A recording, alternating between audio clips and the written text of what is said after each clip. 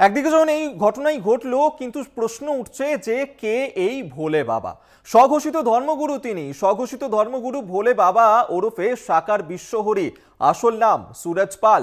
উত্তরপ্রদেশেরই বাসিন্দা তিনি এবং উত্তরপ্রদেশ পুলিশের হেড কনস্টেবলের পদে একসময় কাজ করতেন। সেই সময় ধর্ষণের অভিযোগ উঠেছিল এই ভোলে বাবার বিরুদ্ধে।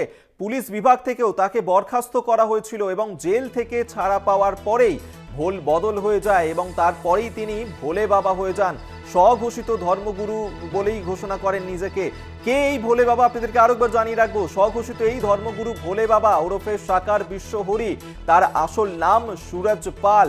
উত্তরপ্রদেশেরই বাসিন্দা তিনি এবং উত্তরপ্রদেশের পুলিশের হেড কনস্টেবলের পদে একসময় কাজ করতেন, কিন্তু এর আগে তার বিরুদ্ধে ধর্ষণের অভিযোগ উঠেছিল, যার কারণে পুলিশ বিভাগ থেকে বরখাস্ত করে দেওয়া হয়েছিল এই ভোলে বাবাকে এবং জেলেও ছিলেন তিনি দীর্ঘদিন ধরে। কিন্তু জেল থেকে ছাড়া পাওয়ার পরেই ভোল বদল হয়ে যায় ভোলে বাবার। তারপরেই তিনি ধর্মগুরু হিসেবে ঘোষণা করেন নিজেকে এবং তারপরেই এই ধরনের ঘটনা ঘটল গতকাল হাথরাসে। সেখানেই এই ভোলে বাবার অনুষ্ঠানেই উপস্থিত হতে গিয়েই সেখানেই পদপৃষ্ট হওয়ার ঘটনা। আমরা এই নিয়ে কথা বলবো। আমাদের সঙ্গে এই মুহূর্তে मनीष जी আমাদের সঙ্গে টেলিফোনে রয়েছেন। मनीष जी, कौन है ये भोले बाबा? अभी तक क्या जानकारी मिल रहा है इस भोले बाबा के संपर्क? नाम है वो राजू है और ये उत्तर प्रदेश पुलिस में कांस्टेबल के पद पर यहाँ पर नौकरी करता था। और जिस प्रकार से देखा जाए कि इसने दूसरे बाबाओं को देख करके जिस प्रकार से जो अन्य बाबा जो सत्संग करके पैसा कमाते, तो इसने इसकी शुरुआत की। और शुरुआत के दौर में जब इसने अपने कांस्टेबल पद से रिजाइन दिया और रिजाइन देने के बाद इसने अपना नाम बदल करके भोले बाबा रखा। ये एटा जिले का रहने वाला है। जिस प्रकार से अगर देखा जाए तो ये जाट का है और जो इनके समर्थक या जो भी इनके जो अनुयायी कह सकते हैं, जो भक्त हैं इनके, वो भी ज्यादातर जो है जाट हैं। और इनकी सत्संग में सबसे ज्यादा जो है बच्चे या तो महिलाएं वहां पर एकत्रित होते थे, वहां पर इनका सत्संग सुनने के लिए जाते थे।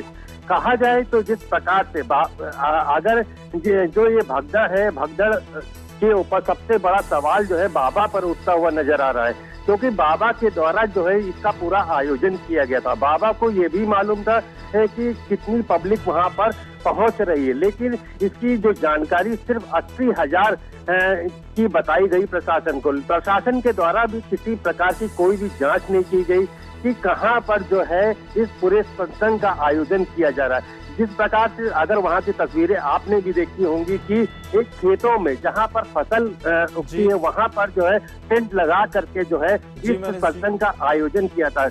आसपास के जिले से लेकर के जो है काफी संख्या में लोग इकट्ठा हुए।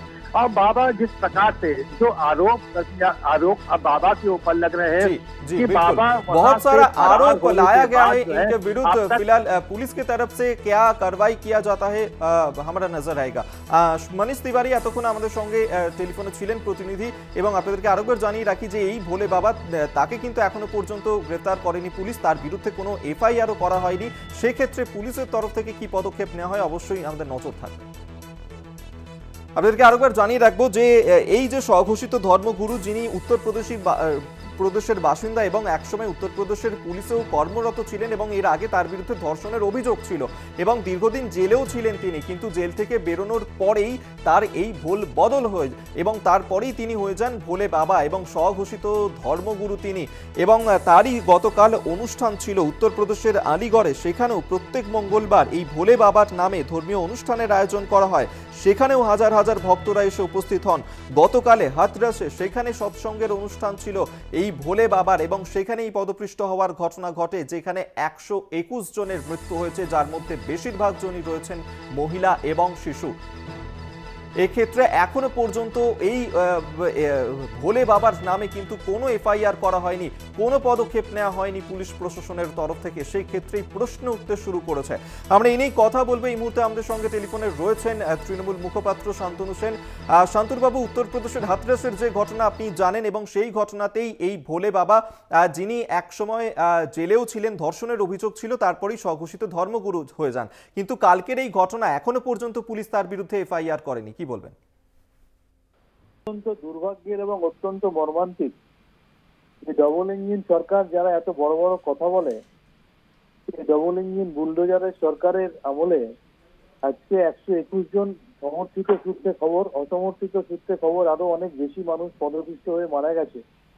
সেখানে না ছিল কোনো অ্যাম্বুলেন্স, না ছিল কোনো প্রশাসনিক ব্যবস্থা। যেখানে 60,000 70,000 লোকের সমাগম হচ্ছে, সেখানে এন্ট্রি এক্সিটের কোনো সঠিক নিয়ম মানা হয়নি। সামনে ড্রেন ছিল, একটা সরু রাস্তা দিয়ে হাজার হাজার মানুষ বেরোচ্ছে, তার সামনে মোটরসাইকেল পার্কিং ছিল, না কোনো অ্যাম্বুলেন্স ছিল, না কোনো অন্যান্য পরিষেবা ছিল। এটা সার্বিক প্রশাসনিক ব্যর্থতা। এর দায় যেখানকার মুখ্যমন্ত্রীর কাঁধে নিয়ে অবিলম্বে পদত্যাগ করা উচিত। কিন্তু আমরা অবাক হয়ে যাচ্ছি, যাকে কেন্দ্র করে এই ধরনের এত বড় একটা মর্মান্তিক দুর্ঘটনা, তিনি এখনো বহাল তবিয়তে রয়েছেন। উত্তরপ্রদেশের প্রশাসন এখনো তার পেশাগ্রহ করতে পারেনি। এটা অত্যন্ত দুর্ভাগ্যের এবং এটা ডবল ইঞ্জিন সরকার তথা বিজেপি সরকারের সার্বিক ব্যর্থতার দিকটা আরো একবার চোখে আঙুল দিয়ে সবাইকে দেখিয়ে দিল। ধন্যবাদ আপনাকে। তৃণমূল মুখপাত্র শান্তনু সেন এই মুহূর্তে আমাদের সঙ্গে টেলিফোনে ছিলেন।